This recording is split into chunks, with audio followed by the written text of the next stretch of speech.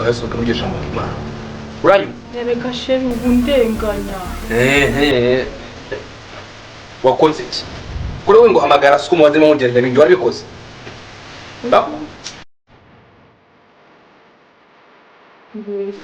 izo nyabingiye gutirikirimo zituma utabyara wowe wangumba we zituma utabyara ariko ko nukuvuze